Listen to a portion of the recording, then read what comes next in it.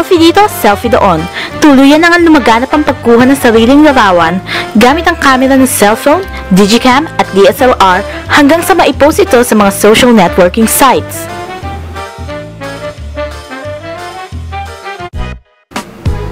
Kabilang na rito si Clara Creo, 4th year BS Tourism na mahilig mag-selfie. Bakit ka nag-selfie? Kapag feel ko yung aura ko sa isang araw, tapos syempre, para walang mamiss na moments, ganyan. Kasi kapag madalas ka mag-selfie, mas kapag binrouse mo yung photos mo, marami kang maaalala, gano'n. Kasi makakalimutin din ako Parang, way ko din yun para makapag-store ng memories. 80, 2, 3, tuwing kailan ka nagsa-selfie? Pag maganda ako. Pag maganda yung moment, ganun. Tapos, pagpatok. Madalas ako mag-selfie kapag bago umalis ng bahay, ganun. Pero kapag mga haggard na, hindi na. Lalo na yung mga outfit posts. Yan yun. OOTD.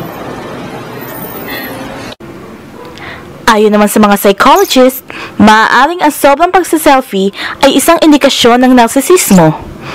Upang mas mapalawak pa ang ating kaalaman, narito ang pahayag ng chairperson ng Psychology Department ng DLSL.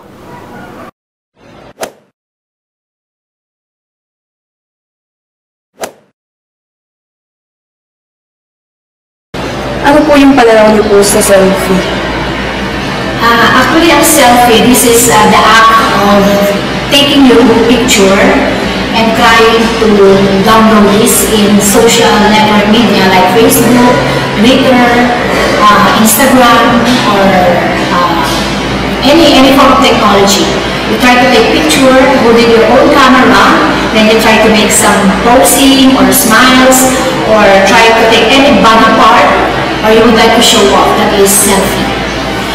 If I would be asked, what would be my reaction or what would be my feelings towards selfie? Actually, there's nothing wrong with selfie as long as you can regulate the habitual formation of this particular behavior. If this is too much or over, too much and over, that is the time it becomes now a disorder. Okay? So nothing is wrong as long as you can regulate this into 1 or 2 or 3 times a day. Siguro okay lang yun because you have a good feeling about yourself. But if it is every now and then, every minute, every second of your life, you keep on downloading pictures about yourself, that's the time it becomes a disorder. And what do you think is the possible disorder to do people who love taking selfie have? Based on the reading and researches that I have read, there's actually a particular disorder that we may call it as narcissism or narcissistic behavior. When we say narcissism, this is overwhelming love for oneself. Loving oneself is not bad, okay? Because there's actually a particular song that the greatest love of all is loving yourself. Am I right? If you're familiar with that song. But if you are trying to become very self-conscious, you become self-centered, egoistic, and you focus mainly on yourself without considering the presence of other people, that's the time it becomes a disorder known as narcissism or narcissistic behavior. And why do you think do people become narcissistic? People become so narcissistic simply because, first of all, they were not able to develop their social aspect. As an individual, we have different aspects. We have physical, emotional, psychological or behavioral, social, and intellectual. Of all the aspects I have mentioned, most probably there is something wrong with the social development of the person. Meaning to say, instead of asking somebody to take picture of that individual, he would just prefer to be himself.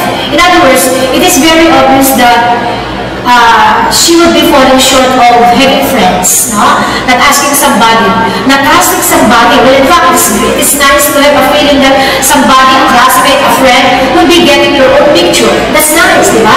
But if you will be always taking your own picture, you need to say you don't trust anybody, you don't have friends to take pictures about you, So that's the reason why people develop this type of behavior. Another thing, Mainly because those people who have very great confidence or great hope for himself or love for oneself, that's the time the individual is about to develop that kind of behavior. And how can we know if a person is narcissistic and what are their traits? Yan.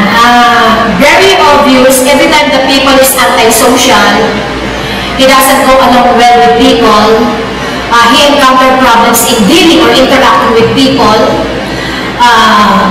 you will always catch that words, what is good in himself is the I, me, and myself.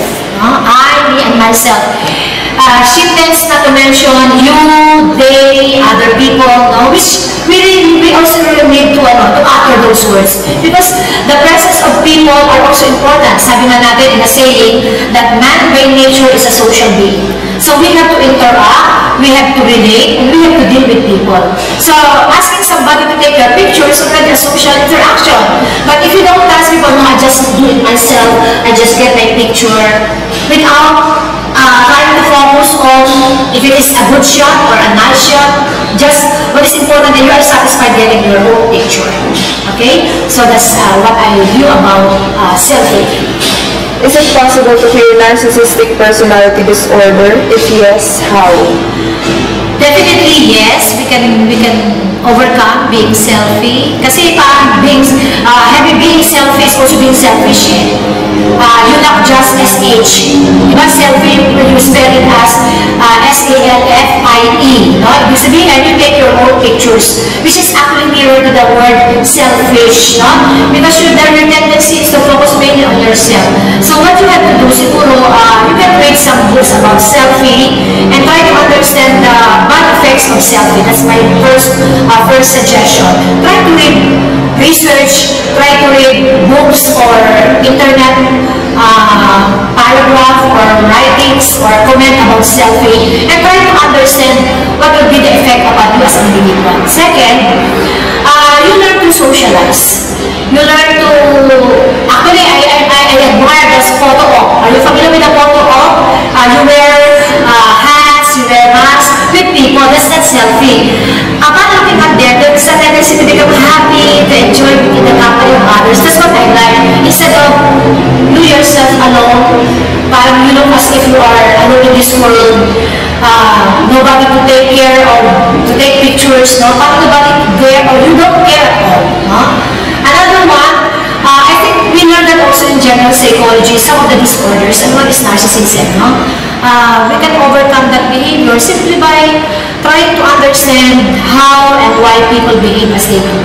So let us try to ask, why are you fond of taking your own picture? No? Because in the past, during my younger age, selfie is not very rampant or very common. We always bring our camera, please take my picture. Even if we are in a strange place, we ask strangers to do it for us.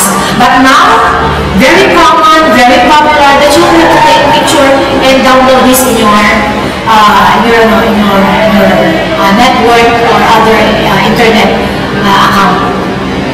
Okay? So I hope I have given some of the suggestions. Narito naman ang ilan sa mga positibong epekto ng selfie ayon sa ilang mag-aaral ng De La Salle pa. Bakit ako nagsiselfie? Kasi simple lang, for pleasure. Trip ko lang. Dahil maganda ako nung araw na yun. Mahanap ng angulo. Look away, for it's stolen. Anong tanong? Bakit ka po nagse-selfie? Kasi pag once na nag-selfie yung tao, pinapakita niya dun yung expression niya. Hindi dahil hindi siya nakikita ng ibang tao. She or he speak na nakikita ng tao sa picture. Kasi yun dun lang niya na-express yung sarili niya, lahat ng lungkot, lahat ng stress niya, dun niya lang pinapakita para maging okay lang siya. Yun lang po. Nagsiselfie ako kasi self-expression.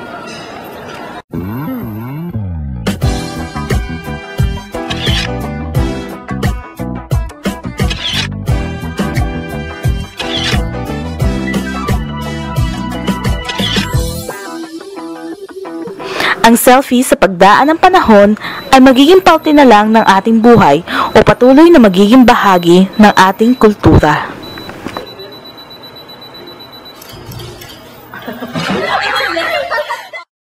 Tara't mag-selfie, selfie, selfie, selfie tayo pang may time. Ipakita sa mundo ang maganda mong smile. Selfie, selfie, selfie, selfie tayo pang may time. Ang pagiging maganda at pogi rin na crime. Selfie, selfie din pag may time.